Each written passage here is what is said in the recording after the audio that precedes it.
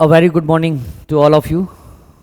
मैं डॉक्टर अमर आपका once again welcome करता हूँ इस online platform magnet mind institute में। बेटा अपन ने बायोटेक्नोलॉजी स्टडी कर रहे थे और बायोटेक्नोलॉजी के अंदर अपन लोग पहुँच गए थे, वेक्टर को अपन ने डिस्कस कर लिया था। ठीक है, आज ये नेक्स्ट लेक्चर है। हो सकता है लेक्चर नंबर यहाँ पर रॉन्ग आए, इसलिए इस लेक्चर नंबर को ज़्यादा माइंड में मत लीजिएगा कि लेक्चर नंबर, ठीक है, क्लासेस के अंदर ऐसा मतलब हो जाता है कि लेक्चर पूरा नहीं होता एक जितना अपन कोशिश करते हैं। तो lecture number not most important, the important is the matter which is provided by me. Then come on the next topic, that is what, that is gene transfer. Hindi में इसको बोलते हैं बेटा जीन स्थानांतरण। ठीक है, जीन स्थानांतरण, ध्यान से देखिएगा। जीन स्थानांतरण को अपन लोग बात करेंगे। जीन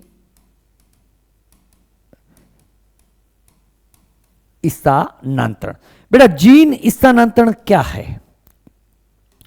बेटा पुनर्योगज डीएनए तकनीकी के अंदर एक परपोषी कोशिका के अंदर एक होस्ट सेल के अंदर किस तरीके से जीन का स्थानांतरण किया जाता है उसको अपन लोग पढ़ेंगे कि पुनर्योगज डीएनए तकनीकी में परपोषी कोशिका में जीन को स्थानांतरित करने के लिए किन विधियों का उपयोग करेंगे उसको यहां पर डिस्कस करेंगे। तो बेसिकली बेटा जीन स्थानांतरण दो तरीके का होता है। एक होता है बेटा डायरेक्ट जीन ट्रांसफर, या इसको बोलते हैं प्रत्यक्ष जीन स्थानांतरण। क्या बोलते हैं बेटा? प्रत्यक्ष जीन स्थानांतरण, प्रत्यक्ष जीन स्थानांतरण, जिसमें क्या करते हैं, जीन को सीधे ही बिना किसी वाहक की सहायता से, बिना किसी वाहक की सहायता से कोशिका में स्थानांतरित कर दिया जाता है। कोशिका में स्थानांतरित कर दिया जाता है, कर दिया। कोई वाहक काम में नहीं लेंगे और बिना किसी वाहक के उस जीन ऑफ इंटरेस्ट को सीधा ही कोशिका के केंद्रक में या कोशिका में स्थानांतरित कर दिया जाता है। उसको बोलेंगे बेटा प्रत्यक्ष जीन स्थानांतरण या direct gene transfer. A method in which a gene is directly inserted into the cell without the help of any type of vector, then it is called as direct gene transfer। अगर अपन वाहक को काम में लें तो उसको क्या बोलेंगे बेटा? अप्रत्यक्ष जीन स्थानांतरण। क्या बोलेंगे बेटा? अप्रत्यक्ष जीन स्थानांतरण, अप्रत्यक्ष जीन स्थानांतरण, या इसी को अपन लोग बोलते हैं वेक्टर मीडिएटेड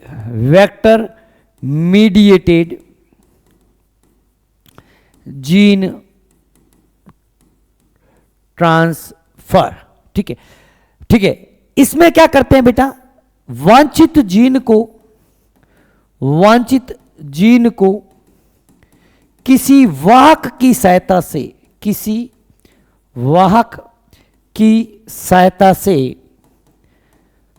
से परपोषी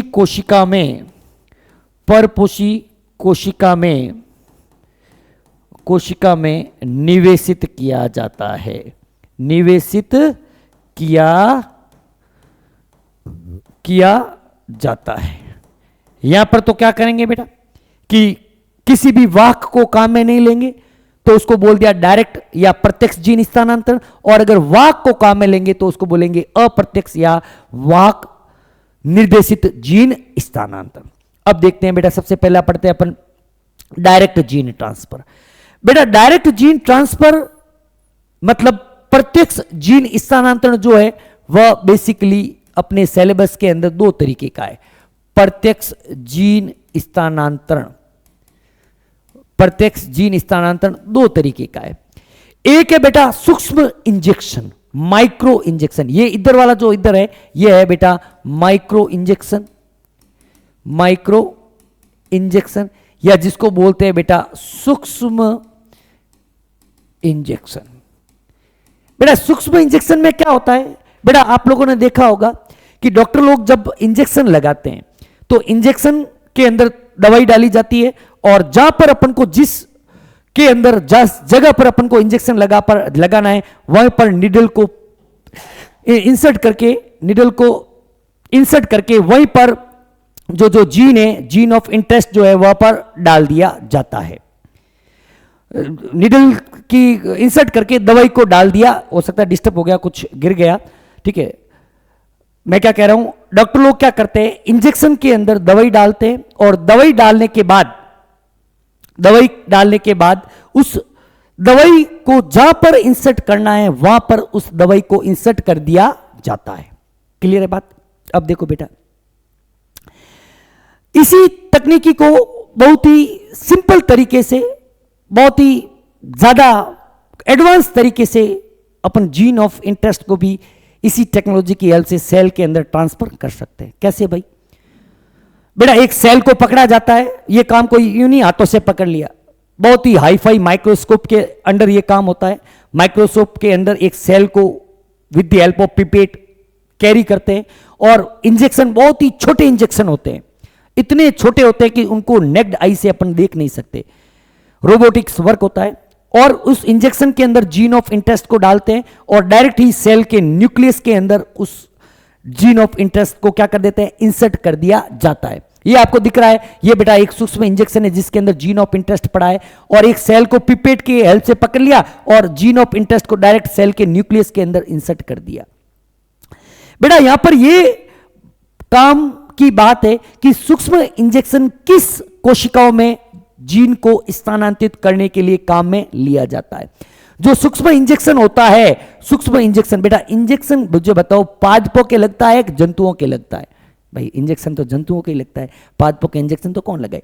तो सूक्ष्म इंजेक्शन जो होता है, जो माइक्रो इंजेक्शन है, माइक्रो इंजेक्शन हमेशा एनिमल सेल के अंदर जीन को इंसर्ट करने के लिए काम में लेते हैं। Is that clear? दूसरा मेथड है जीन गन। ये आपको एक जीन गन दिखाई दे रही है, जीन गन, या इसी को बोलते हैं बेटा बायोलिस्टिक मेथड। क्या बोलते हैं बेटा? Biolistic method. बेटा जीन गन क्या होती है? बेटा एक गन या एक बंदूक या एक रिवॉल्वर क्या काम करती है? रिवॉल्वर के अंदर कारतूस डाला जाता है, और अगर निशाना सही है तो जो भी अपना टारगेट है उस टारगेट को हिट अपन बड़ी ही आसानी से कर सकते हैं। अगर अपन लोग इस तकनीकी को जीन ऑफ इंटरेस्ट में काम में लें तो बिल्कुल अच्छी तरीके से लिया जा सकता। इसमें कोई रिवॉल्वर या गन काम में नहीं लेते, एक ऐसा ही एक यंत्र होता है, एक मशीन होती है, ये है जीन गन। इस मशीन के अंदर जीन ऑफ इंटरेस्ट डालते हैं और सेल को पकड़ा, उस सेल के अंदर डायरेक्टली जीन ऑफ इंटरेस्ट को प्रेशर के साथ रिलीज कर दिया जाता है। और यहां पर यह ध्यान रखने बात यह है कि जो जीन गन है, जीन गन ये हमेशा प्लांट सेल के अंदर जीन को स्थानांतरित करने के लिए काम में ली जाती है। इंपॉर्टेंट लाइन यही है कि किस पूछ सकता है कि पादप कोशिका में जीन स्थानांतरित करने के लिए कौन सी विधि काम में ली जाती है? बेटा जीन गन काम में ली जाती है। जंतु कोशिकाओं में जीन को स्थानांतरित करने के लिए कौन सी विधि काम में ली जाती है? जंतुओं के अंदर माइक्रो इंजेक्शन, सूक्ष्म इंजेक्शन काम में ले। यहां पर एक बात है बेटा, बायोलिस्टिक या जीन गन मेथड के अंदर हमेशा गोल्ड, ये भी इंपॉर्टेंट, गोल्ड या टंगस्टन कोटेड विथ डीएनए, जो जीन ऑफ इंटरेस्ट है उसको एक मतलब सोने या गोल्ड या टंगस्टन के पार्टिकल्स होते हैं, उस पार्टिकल्स के चारों तरफ डीएनए को रखा जाता है ताकि प्रेशर के साथ जब डीएनए जाएगा तो प्रेशर डीएनए के ऊपर ना लगकर गोल्ड और टंगस्टन के ऊपर लगे। यह भी पूछ सकता है। तीन चीज इंपॉर्टेंट बनती है इस स्लाइड से बेटा। तीन चीज कौन सी है? पहली चीज तो है कि पादप कोशिकाओं में जीन स्थानांतरण के लिए किस विधि का उपयोग करते हैं? बेटा पादप कोशिकाओं में जीन स्थानांतरण के लिए जीन गन या बायोलिस्टिक विधि का उपयोग किया जाता है। जीन गन विधि के अंदर डीएनए को किसके चारों तरफ, किस डीएनए को इंसर्ट करने के लिए, जीन ऑफ इंसर्ट करने के लिए किस कणों का उपयोग करते हैं? सोने के, गोल्ड के या टंगस्टन के कणों का उपयोग किया जाता है। तीसरा ये पूछ सकते हैं कि जंतु कोशिकाओं में जीन का स्थानांतरण करने के लिए किस विधि का उपयोग करते हैं? तो बेटा क्या करते हैं? सूक्ष्म इंजेक्शन विधि का उपयोग करते हैं। बेटा तीसरी एक और चीज एनसीईआरटी ने कहीं पर छोटी सी लाइन दे रखी है, disarmed pathogen vector. Disarmed pathogen vector. बेटा वैक्सीनेशन आपने नाम सुना होगा। वैक्सीनेशन के अंदर क्या करते हैं कि जो पैथोजन होता है उसकी पैथोजेनेसिटी को हटा दिया जाता है और उसी पैथोजन, हार्मलेस पैथोजन को बॉडी के अंदर इंसर्ट किया जाता है। क्या है वैक्सीनेशन का कॉन्सेप्ट? कि जो पैथोजन है उसकी पैथोजेनेसिटी को रिमूव कर दिया जाता है और हार्मलेस पैथोजन है उसको बॉडी के अंदर इंसर्ट करते हैं, which acts as a vaccine. तो यहां पर भी क्या करते हैं बेटा, कोई वेक्टर होते हैं, पैथोजन होते हैं, उसके अंदर पैथोजेनेसिटी को हटा देते हैं। जनरली बैक्टीरियोफेज की बात करेंगे, उनके पैथोजेनेसिटी को हटा देते हैं और उसको सेल के अंदर इंटरेक्ट किया जाता है, इन्फेक्ट किया जाता है। सेल को जब वो इन्फेक्ट करेगा तो वो अपना डीएनए या जीन ऑफ इंटरेस्ट है वह उस सेल के अंदर ट्रांसफर कर देगा। क्लियर है बेटा? चलते हैं आगे की तरफ। बेटा इनडायरेक्ट जीन ट्रांसफर की अपन बात करते हैं। इनडायरेक्ट जीन ट्रांसफर के अंदर दो तरीके के अपन ने वेक्टर, मतलब इनडायरेक्ट जीन ट्रांसफर होता क्या है ये तो अपन ने देखा ही था कि अप्रत्यक्ष जीन स्थानांतरण। क्या होता है बेटा? अप्रत्यक्ष जीन स्थानांतरण, जिसमें अपन लोग क्या लेते हैं बेटा? वाक की सहायता लेते हैं। वाक की सहायता से जीन का स्थानांतरण करते हैं और वाक के रूप के अंदर सामान्यतः प्लाज्मिड या जीवाणु भोजिका में लिए जाते हैं। फिर अपन ने लास्ट क्लास के अंदर डिस्कस भी किया था बहुत ही अच्छी तरीके से, किस तरीके से रिकॉम्बिनेंट सेल को निकाला था। अब अपन इसको आगे की तरफ बढ़ते हैं। बेटा एक एनसीईआरटी ने दे रखा है एग्रोबैक्टीरियम ट्यूमिफेसियंस के बारे में। यह एक एग्रोबैक्टीरियम ट्यूमिफेसियंस एक जीवाणु है, ध्यान से देखना। एग्रोबैक्टीरियम ट्यूमिफेसियंस, ट्यूमिफेसियंस यह बेटा मृदा के अंदर पाया जाता है। यह किसके अंदर पाया जाता है बेटा? सॉइल के अंदर प्रेजेंट होता है और केवल द्विबीजपत्री पादपों को, केवल द्विबीजपत्री पादपों को संक्रमित करता है। द्विबीजपत्री पादपों को क्या करता है बेटा? संक्रमित करता है। In fact dicot plants only, in fact dicot plant only, ठीक है। और कुछ होते हैं बेटा रिट्रोवायरस, एक एक को अपन डिस्कस करेंगे। पहले अपन बात करेंगे एग्रोबैक्टीरियम ट्यूमिफेसियंस की। बेटा एग्रोबैक्टीरियम ट्यूमिफेसियंस ध्यान से देखना, एग्रोबैक्टीरियम ट्यूमिफेसियंस क्या है क्या नहीं है। बेटा जो एग्रोबैक्टीरियम ट्यूमिफेसियंस है बेटा, इसके अंदर पहली बात ये किसको करता है बेटा? In fact only dicot plant, dicot plant को इन्फेक्ट करता है। कहां प्रेजेंट होता है? मिट्टी के अंदर, मृदा के अंदर प्रेजेंट होता है, सॉइल के अंदर प्रेजेंट होता है। बेटा इसके अंदर एक वेक्टर है, एक प्लाज्मिड है, इसके अंदर एक प्लाज्मिड है जिसका नाम है बेटा टी, चलो इसको नई पेज पे ले लेते हैं। बैक्टीरिया है, बैक्टीरिया का नाम है बेटा एग्रोबैक्टीरियम ट्यूमिफेसियंस, ठीक है, एग्रोबैक्टीरियम ट्यूमिफेसियंस। पहली चीज क्या है इसमें? In fact only dicot plant, dicot plant को इन्फेक्ट करता है। Present in soil, present in soil, मृदा को संक्रमित करता है, मृदा के अंदर प्रेजेंट होता है, डाइकोट प्लांट को संक्रमित करता है।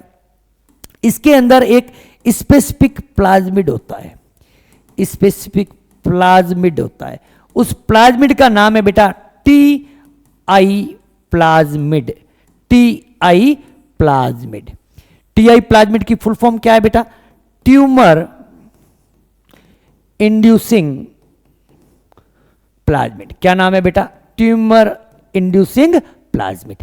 ठीक है, इस टीआई प्लाज्मिड के अंदर, इस टीआई प्लाज्मिड के अंदर एक विशेष डीएनए अनुक्रम होता है जिसका नाम है बेटा टी डीएनए, ट्रांसफर डीएनए। क्या नाम है बेटा? ट्रांसफर डीएनए, स्थानांतरण डीएनए, स्थानांतरण डीएनए इसका नाम है। ठीक है बेटा, जब मिट्टी के अंदर पादप की जड़ें आती है तो इस जड़ों के पास में जो मृदा होती है, उस मृदा के अंदर यह जीवाणु प्रेजेंट होता है। तो यह जीवाणु क्या करेगा, जब इस प्लांट के रूट की सेल्स के संपर्क में आता है तो अपने टी डीएनए को पादप कोशिका के अंदर स्थानांतरित कर देता है। क्या करेगा? इस टी डीएनए को पादप कोशिका में स्थानांतरित कर देगा, स्थानांतरित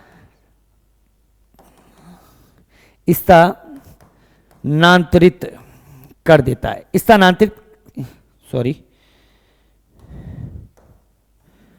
पादप कोशिका में स्थानांतरण कर देता है। ठीक है, जैसे ही यह टी डीएनए पादप कोशिका में जाएगा, पादप कोशिका में कोशिका विभाजन अनियंत्रित हो जाता है। क्या होता है बेटा? कोशिका विभाजन अनियंत्रित हो जाता है। और अगर पादप कोशिकाओं में कोशिका विभाजन अनियंत्रित हो जाता है तो एक डिजीज हो जाती है जिसको बोलते हैं बेटा क्राउन गॉल डिजीज। क्या बोलते हैं बेटा? Crown gall disease. हिंदी में इसको बोलते हैं बेटा किरीट पीठी का रोग। ध्यान से देखना बेटा, एग्रोबैक्टीरियम का लाइफ स्टाइल है। एग्रोबैक्टीरियम जो जीवाणु है वह केवल डाइकोट प्लांट्स को इन्फेक्ट करता है, मिट्टी के अंदर प्रेजेंट होता है। इसके अंदर एक विशेष प्रकार का प्लाज्मिड होता है जिसका नाम है टी आई प्लाज्मिड। टी का मतलब ट्यूमर, आई का मतलब इंड्यूस। टीआई प्लाज्मिड के अंदर एक विशेष डीएनए अनुक्रम होता है, उस अनुक्रम का नाम है बेटा टी डीएनए, ट्रांसफर डीएनए, स्थानांतरण डीएनए। जैसे ही यह जीवाणु पादप कोशिका के संपर्क में आता है तो इस टीआई प्लाज्मिड का टी डीएनए पार्ट इस टीआई प्लाज्मिड से निकलकर पादप की सेल के अंदर चला जाएगा। किसके अंदर चला जाएगा बेटा? पादप की सेल के अंदर। और पादप की सेल के अंदर कोशिका विभाजन को अनियंत्रित कर देगा। और अगर कोशिका विभाजन, आपको पता ही होगा, कोशिका विभाजन अनियंत्रित होना ही तो क्या है? ट्यूमर का फॉर्मेशन है। क्या है बेटा? ट्यूमर का फॉर्मेशन है। किसका? ट्यूमर का फॉर्मेशन है। तो इसको अपन लोग बोलते हैं बेटा, इस बीमारी को बोलते हैं क्राउन गॉल डिजीज। इसीलिए एग्रोबैक्टीरियम ट्यूमिफेसियंस के लिए एक वर्ड काम में लिया जाता है, नेचुरल जेनेटिक इंजीनियर। क्या काम में ले रहे हैं बेटा? Natural genetic engineer. ठीक है, नेचुरल जेनेटिक इंजीनियर, प्राकृतिक आनुवांशिक अभियंता। प्राकृतिक आनुवांशिक अभियंता जो वर्ड है वह इससे एग्रोबैक्टीरियम के लिए काम में लिया जाता है। कहने का मतलब ये क्या कर रहा है? यह प्राकृतिक रूप से किसी तरह के अपन टेक्नोलॉजी काम में नहीं ले रहे हैं, प्राकृतिक रूप से ही अपने डीएनए को पादप कोशिका के अंदर स्थानांतरित कर रहा है। कर रहा है कि नहीं कर रहा है? अभी अपन ने देखा बेटा, अगर किसी तरीके से अपन लोग इस टीआई प्लाज्मिड के टी डीएनए में से रोगजनक जीनों को हटा दें, टीआई प्लाज्मिड के टी डीएनए से रोगजनक जीनों को हटा दें और वहां पर अपना जीन ऑफ इंटरेस्ट डाल दें, तो मुझे बताओ अपन एग्रोबैक्टीरियम ट्यूमिफेसियंस को एज अ वेक्टर काम में ले सकते हैं कि नहीं ले सकते? सर बिल्कुल ले सकते हैं। बहुत अच्छी बात बताई आपने। क्या कह रहा हूं? अगर टीआई प्लाज्मिड के टी डीएनए में उपस्थित रोगजनक जीनों को हटा दें, क्या कह रहा हूं? अगर टीआई प्लाज्मिड के टी डीएनए में उपस्थित रोगजनक जीनों को हटा दें तो अपन लोग एग्रोबैक्टीरियम ट्यूमिफेसियंस को एज अ वेक्टर काम में ले सकते हैं। देखिएगा इसको बेटा with the help of slide. ये एक डाइकोट प्लांट है। कैसा प्लांट है बेटा? ये एक डाइकोट प्लांट है। ये ध्यान रखना बेटा, it in fact only dicot plant. Monocot के अंदर ये इन्फेक्शन भी नहीं करता, इसलिए मोनोकोट प्लांट के अंदर जीन को स्थानांतरण के लिए कभी भी एग्रोबैक्टीरियम को काम में नहीं लेंगे। यह ध्यान रखना बेटा। ये डाइकोट प्लांट है, मिट्टी के अंदर पड़ा है और मृदा के अंदर आपको यहां पर ये एग्रोबैक्टीरियम भी देखने को मिलेगा। एग्रोबैक्टीरियम का ये क्या है, टीडीएनए, ये टीआई प्लाज्मिड है, ये रहा टीआई प्लाज्मिड, ठीक है। ये एग्रोबैक्टीरियम का क्या है बेटा, टीआई प्लाज्मिड है, और ये रहा उसका टीडीएनए, ये बैक्टीरिया का खुद का जीनोम। ये क्या करेगा, प्लांट सेल को ट्रांसफॉर्म्ड कर देगा। जैसे ये टीडीएनए जो है वह प्लांट सेल के अंदर चला जाएगा, प्लांट सेल ट्रांसफॉर्म्ड हो जाएगी और क्या बनाएगी बेटा, क्राउन गॉल बनाएगी। और इसी बीमारी को अपन लोग क्या बोलते हैं बेटा, क्राउन गॉल डिजीज। तो कहने का मतलब अगर अपन इसमें से जो भी वायरुलेंट जीन है, वीर रीजन बोलते हैं बेटा इसको, बेसिकली एनसीईआरटी है नहीं इसलिए डिस्कस नहीं करेंगे अपन, कि किसी तरीके से इस टीडीएनए में उपस्थित पैथोजेनिक जीन को हटा दें तो अपन एग्रोबैक्टीरियम ट्यूमिफेसिएंस के टीआई प्लाज्मिड को एज अ गुड वेक्टर अपन काम में ले सकते हैं। आगे की तरफ बढ़ते हैं बेटा। Agrobacterium tumefaciens can deliver a piece of DNA tDNA to transform normal plant cell into the tumor. These tumor cell produce the chemical required by the pathogen. कोई दिक्कत नहीं है। Tumour inducing Ti plasmid of Agrobacterium tumefaciens is modified to a cloning vector. यही बात कर रहा है बेटा कि टीआई प्लाज्मिड को मॉडिफाइड करके उसको अपन लोग अच्छी तरीके से एज अ वेक्टर काम में ले सकते हैं। दूसरे जो एनसीईआरटी ने दे रखा है बेटा, रिट्रो वायरस की बात की है। किसकी बात की है बेटा, रिट्रो विषाणुओं की एनसीईआरटी ने बात की है। रिट्रो विषाणु क्या होते हैं, ऐसे विषाणु जिसके अंदर आरएनए जेनेटिक मटेरियल के रूप में होता है। आरएनए जो है वह अनुवांशिक पदार्थ के रूप में होता है। ये रिट्रो वायरस क्या करता है, एनिमल सेल को नॉर्मल सेल को ट्रांसफॉर्म कर देगा कैंसरस सेल्स के अंदर। क्या करेगा बेटा, अगर मैं कह रहा हूं सॉरी, ये नॉर्मल सेल है, नॉर्मल सेल को रिट्रो वायरस क्या करता है, रिट्रो वायरस नॉर्मल सेल को कैंसरस सेल के अंदर कन्वर्ट कर देता है। कैंसर सेल के अंदर कैसे भाई, बाय जीन ट्रांसफर, अपना जीन ट्रांसफर करेगा और उसकी वजह से ये जो सेल है वो नॉर्मल सेल कैंसर सेल के अंदर कन्वर्ट हो जाती है। अगर अपन इस रिट्रो वायरस से पैथोजेनेसिटी हटा दें तो रिट्रो वायरस को भी अपन एज अ गुड वेक्टर काम में ले सकते हैं। आगे की तरफ बढ़ते हैं बेटा। अब देखना बेटा, अब ये जो अपन ने अभी चीजें पढ़ी ये सभी चीजें थी, टूल्स की बात थी। अब पूरे चैप्टर का कंपाइलेशन होगा। इस पूरे जो बायोटेक का फर्स्ट चैप्टर है, प्रिंसिपल जो है, इस पूरे चैप्टर का कंपाइलेशन जो है इस स्लाइड से आएगा। देखते हैं क्या क्या है बेटा। सबसे प्रोसेस क्या है, सबसे पहला काम क्या होगा, isolation of the genetic material. सबसे पहला स्टेप होगा कि अपन को क्या करना पड़ेगा, अपन को जेनेटिक मटेरियल जो है वह आइसोलेट करना पड़ेगा। सबसे पहला काम क्या है, आइसोलेशन ऑफ जेनेटिक मटेरियल। अब जेनेटिक मटेरियल अपन सब जानते हैं कि जेनेटिक मटेरियल तो बेटा डीएनए होता है। तो इस डीएनए से अपन लोग किस तरीके से जीन को आइसोलेट करेंगे। इस डीएनए से जीन को आइसोलेट करने के लिए अपन को उस डीएनए को काटना पड़ेगा। उस डीएनए को क्या करना पड़ेगा बेटा, काटना पड़ेगा। तो डीएनए को काटने के लिए अपन लोग दूसरा जो स्टेप होगा, उस डीएनए को काटने के लिए प्रतिबंधन एंजाइम काम में लेंगे। प्रतिबंधन एंजाइम काम में लेंगे तो दूसरा स्टेप क्या हो जाएगा, cutting of DNA at specific location. जब काटेंगे तो काटने के बाद अपन को डीएनए की अलग अलग लंबाई के फ्रेगमेंट्स मिलेंगे जिनका मॉलिक्यूलर वेट भी क्या होगा बेटा, अलग अलग होगा। तो उस अलग अलग मॉलिक्यूलर वेट में कोई एक स्पेसिफिक मॉलिक्यूलर वेट वाला जो डीएनए होगा वह अपना जीन होगा। कैसे करते हैं वो बहुत लंबा प्रोसेस है, with the help of marker किया जाता है, अपन को इतना डिस्कस करना नहीं है। तो जब जेल इलेक्ट्रोफोरेसिस करेंगे तो जेल इलेक्ट्रोफोरेसिस के अंदर सभी डीएनए के फ्रेगमेंट अपनी साइज के अकॉर्डिंग सेपरेट आउट हो जाएंगे। तो उसमें एक इल्यूजन प्रोसेस अपन ने पढ़ा था जिसको बोलते हैं शालन। शालन के क्रिया द्वारा अपन जीन ऑफ इंटरेस्ट को निकाल देते हैं। जब जीन ऑफ इंटरेस्ट को निकालेंगे तो जो तीसरा अगला जो स्टेप होगा उस जीन ऑफ इंटरेस्ट का एम्प्लीफिकेशन करेंगे with the help of PCR, polymerase chain reaction. तो तीसरा स्टेप क्या होगा, amplification of gene of interest using PCR. अगला स्टेप क्या होगा कि पीसीआर से अपन ने multiple copies gene of interest की निकाल दी। तो इसके बाद इसको वेक्टर के साथ जोड़ेंगे और जो भी अपना रिकॉम्बिनेंट डीएनए मिला, मतलब वेक्टर का डीएनए प्लस अपना जीन ऑफ इंटरेस्ट, ये दोनों डीएनए अब रिकॉम्बिनेंट डीएनए होंगे। अगला स्टेप होगा कि इसको परपोषी कोशिका के अंदर स्थानांतरित करना, insertion of recombinant DNA into the host cell. उसके बाद आपको पता ही है 3 तरीके की सेल्स बनती है।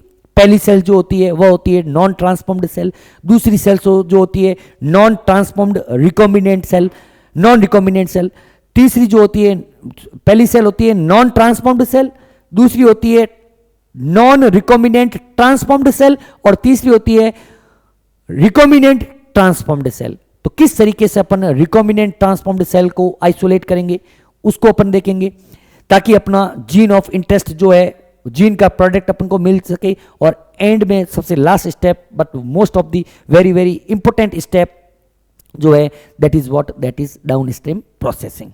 बढ़ते हैं बेटा आगे की तरफ। बेटा सबसे पहला जो स्टेप है isolation of genetic material, DNA को आइसोलेट किस तरीके से करते हैं। तो बेटा अपन सब जानते हैं कि डीएनए को आइसोलेट करने के लिए सेल को ब्रेकअप करना पड़ता है। सेल को ब्रेक करके अपना जो भी डीएनए जो है वो अपन को मिलता है। प्लांट सेल है तो उसके चारों तरफ सेल वॉल होती है, उस सेल वॉल को हटाने के लिए सेलुलेज एंजाइम को काम में लेते हैं। क्यों? क्योंकि जो सेलुलोज है वह प्लांट सेल का, सेल वॉल का मेन कंपोनेंट है, अपन को उसको तोड़ने के लिए सेलुलेज काम में लेंगे। फंगई सेल है, कवक की सेल है, तो कवक के चारों तरफ कोशिका भित्ति होती है, सेल वॉल होती है जो बनी होती है बेटा काइटिन से, तो उसको तोड़ने के लिए काइटिनेज काम में लेंगे। अगर जीवाणु कोशिका है तो जीवाणु कोशिका की भित्ति को तोड़ने के लिए लाइसोजाइम एंजाइम काम में लेंगे। फिर भी उसके अंदर आरएनए की अशुद्धियां बचती है, फिर भी उसके अंदर प्रोटीन की अशुद्धियां बचती है, फिर भी उसके अंदर आरएनए की अशुद्धियां बचती है। उनको दूर करने के लिए भी अलग अलग तरीके के एंजाइम्स को काम में लिया जाता है। तो वही बात कही है, treated bacterial cell, plant cell और animal cell with enzymes like lysozyme. Lysozyme किसके लिए काम में लेते हैं बेटा? लाइसोजाइम हमेशा काम में लेते हैं बैक्टीरियल सेल के लिए। ये किसके लिए काम लेते हैं बेटा? बैक्टीरियल सेल के लिए काम में लिया जाता है, बैक्टीरियल सेल के लिए। सेलुलोज किसके लिए काम में लेते हैं बेटा? प्लांट सेल के लिए। और काइटिनेज किसके लिए काम आते हैं? फंगाई के सेल के लिए। The cell is broken releasing DNA and other macromolecules which also possess RNA, protein and polysaccharide and lipid. तब क्या करते हैं बेटा? तब आरएनए की अशुद्धियों को दूर किया जाता है राइबो न्यूक्लियस की हेल्प से, प्रोटीन की अशुद्धियों को दूर करते हैं प्रोटीएज की हेल्प से, और चिल्ड इथेनॉल को काम में लिया जाता है, चिल्ड इथेनॉल को काम में लिया जाता है, जिसकी वजह से जो प्योरीफाइड डीएनए है वह प्रेसिपिटेट हो जाता है और उसको स्पूलिंग प्रोसेस के द्वारा, ये रहा बेटा स्पूलिंग, ये जो प्रोसेस है स्पूलिंग प्रोसेस, इंपॉर्टेंट क्वेश्चन है, ध्यान रखना बेटा, नीट में 101% आने के चांसेस है। स्पूलिंग प्रोसेस को डीएनए को क्या किया जाता है बेटा? सेपरेटेड कर देते हैं। Is that clear? अगले चरण में क्या करते हैं बेटा? The cutting of DNA at specific location. जब अपन प्यूरिफाइड डीएनए उसको अपन लोग रेस्ट्रिक्शन एंजाइम के साथ कट करते हैं, तो रेस्ट्रिक्शन एंजाइम क्या करता है? उस डीएनए के अलग अलग साइज के फ्रेगमेंट्स बनाता है। अब उस अलग अलग साइज के डीएनए फ्रेगमेंट को सेपरेट करने के लिए एक टेक्निक काम में ली जाती है जिसका नाम है जेल इलेक्ट्रोफोरेसिस। ठीक है, DNA fragments are separate by technique called gel. ये सब चीजें अपन पढ़ चुके हैं। एग्रोज जेल इलेक्ट्रोफोरेसिस काम में लेते हैं। एग्रोज क्या है? अगार अगार का शुद्धतम रूप है।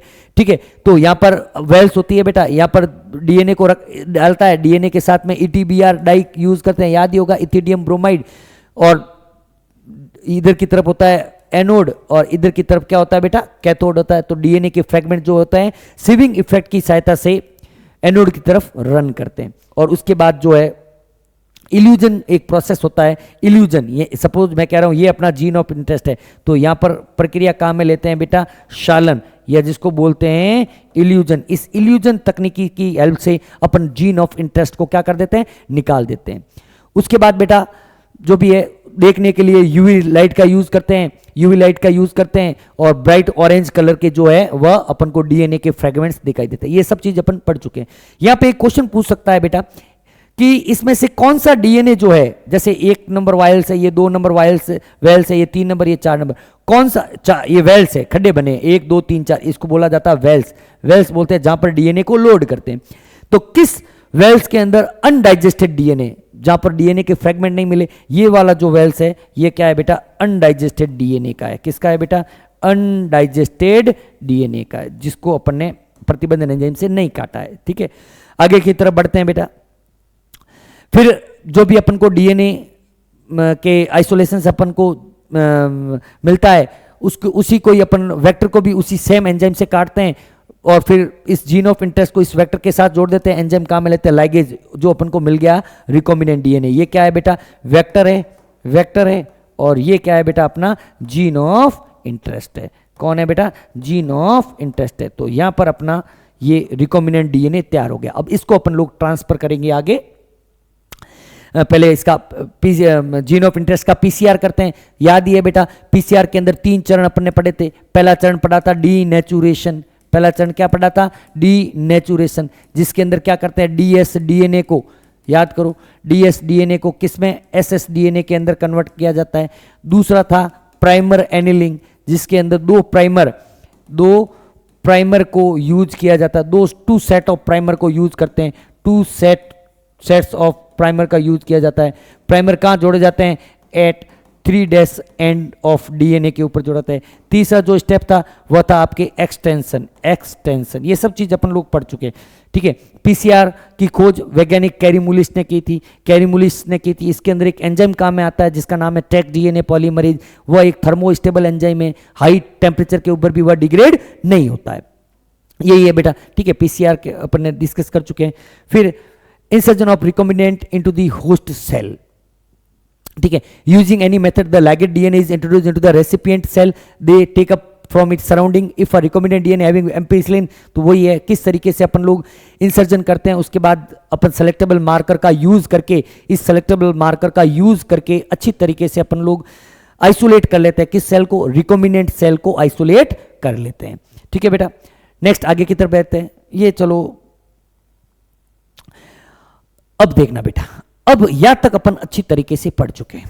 आगे की तरफ देखते हैं बेटा। जब अपन वेक्टर जिसके अंदर अपना जीन ऑफ इंटरेस्ट होता है, तो उस जीन ऑफ इंटरेस्ट को वेक्टर के अंदर ट्रांसफर जब करते हैं तो यूं नहीं है। अपन सब जानते हैं कि जो डीएनए होता है, कि डीएनए कभी भी मेम्ब्रेन से होकर डायरेक्टली एंटर नहीं करेगा। क्यों? क्योंकि जो डीएनए है वह हाइड्रोफिलिक मॉलिक्यूल से, कैसा है बेटा? DNA is a hydrophilic molecule. DNA क्या है बेटा? हाइड्रोफिलिक, जल रागी। डीएनए जल रागी अणु होता है। जबकि जो मेम्ब्रेन होती है, मेम्ब्रेन के अंदर लिपिड होता है और लिपिड जल विरागी होता है। तो कभी भी वह डीएनए इस सेल के अंदर एंटर करके कर नहीं पाएगा इजीली। तो सबसे पहला अपन को काम क्या करना पड़ेगा? होस्ट सेल के अंदर कुछ ऐसे मॉडिफिकेशन करने पड़ेंगे ताकि होस्ट सेल परपोषी कोशिका उस बाहरी डीएनए को आराम से ले ले। तो उस टेक्निक का नाम क्या है? Competent host for transformation with recombinant DNA. तो इसके लिए क्या करते हैं बेटा? जो भी बैक्टीरियल सेल है उसको कॉम्पिटेंट बनाया जाता है। So the bacterial cell must be made competent to take up alien DNA और प्लाज्मिड। इसके लिए क्या करते हैं बेटा? सबसे पहले इस बैक्टीरिया को कैल्शियम क्लोराइड, पूछ सकते हैं, डाइवेलेंट कैटायन युक्त सॉल्यूशन के साथ। किसका एनसीईआरटी ने जिक्र किया हुआ है? कैल्शियम क्लोराइड का। डाइवेलेंट कैटायन रिच सॉल्यूशन के साथ उसका ट्रीटमेंट किया जाता है। उसके बाद उसको हीट शॉक देते हैं, और हीट शॉक ताप घात कितने डिग्री सेल्सियस के ऊपर दिया जाता है बेटा? 42, ये भी पूछ सकते हैं, 42 डिग्री सेल्सियस के ऊपर, और 2 मिनट के लिए देते हैं। उसके बाद उस डीएनए को उसको कुछ समय के लिए आइस पर रख देते हैं। यहां पर रखने के बाद, यहां से बाद उसको कुछ समय के लिए किस पे रखते हैं बेटा? आइस के ऊपर रखते हैं, जिसकी वजह से जो बैक्टीरियल सेल जो है वह बाहरी डीएनए लेने के लिए क्या बन जाता है? कॉम्पिटेंट बन जाता है। बिल्कुल चीज ध्यान रखनी है, यहां पर 2 चीज ध्यान रखनी है।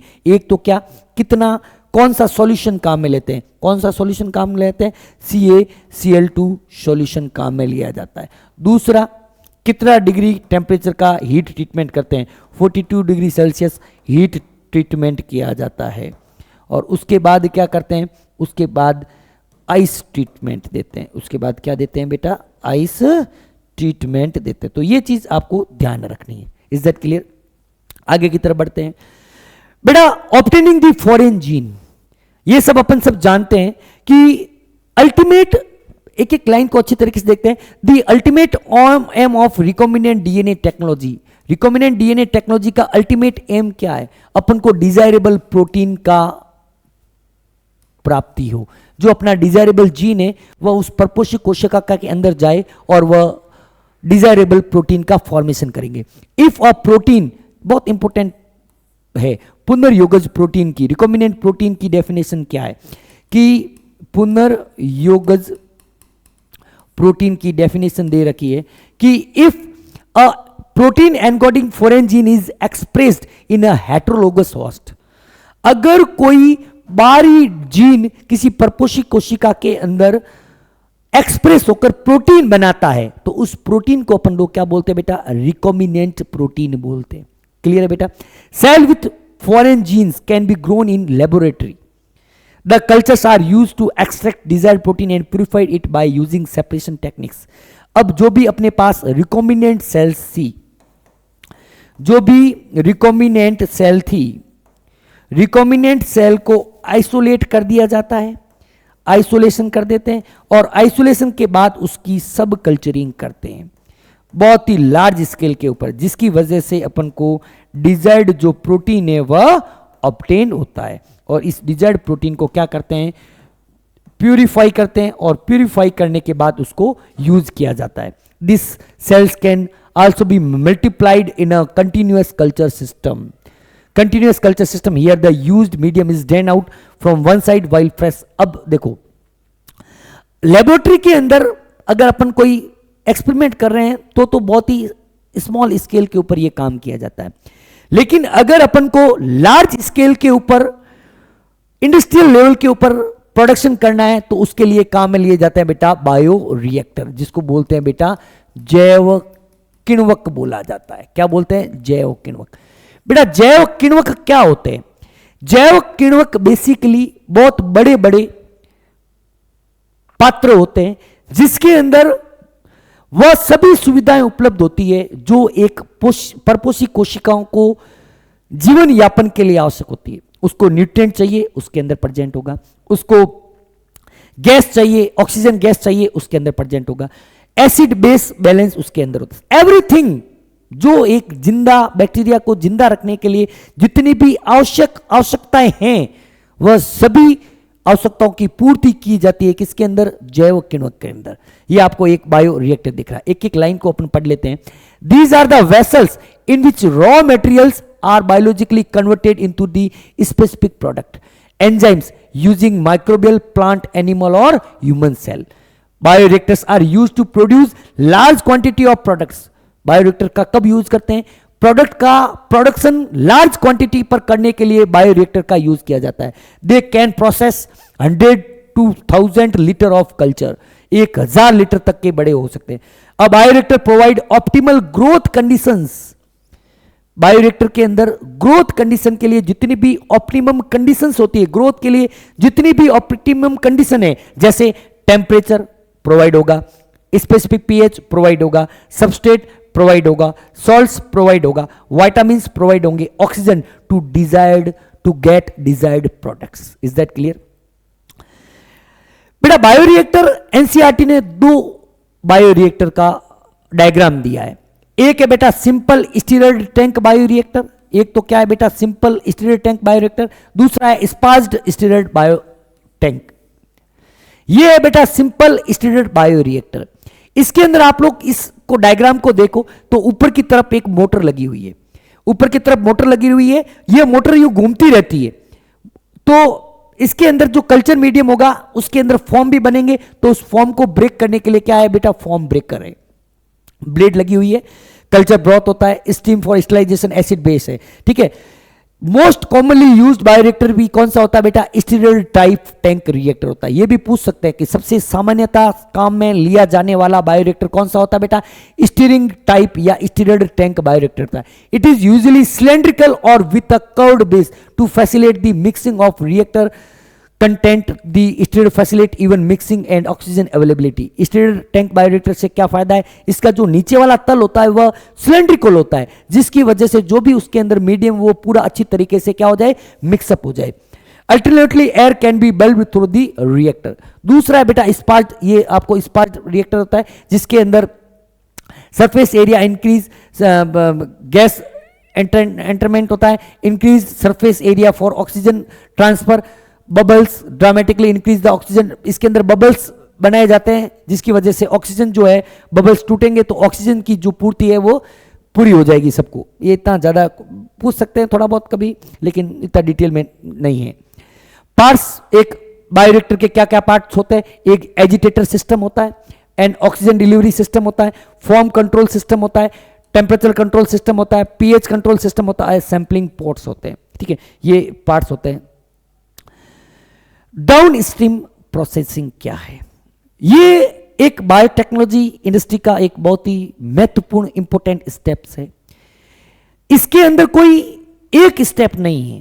देखो बेटा, जब अपन को जीन ऑफ इंटरेस्ट से डिजायर्ड प्रोडक्ट अपन को जब मिलता है, जीन ऑफ इंटरेस्ट से जब अपन को डिजायर्ड प्रोडक्ट मिलता है, तो उस प्रोडक्ट को डायरेक्टली अपन लोग यूज नहीं कर सकते, उसको कई तरह के स्टेप से होकर गुजरना पड़ता है, तब एंड में वो यूज लेने लायक बनता है। तो लेबोरेटरी से निकलने के बाद उपयोग में आने तक के जितने भी स्टेप्स बीच में होते हैं, उन सभी को क्या कहा जाता है? उन सभी को बोलते हैं बेटा डाउन स्ट्रीम प्रोसेसिंग। क्या बोलते हैं बेटा? Downstream processing.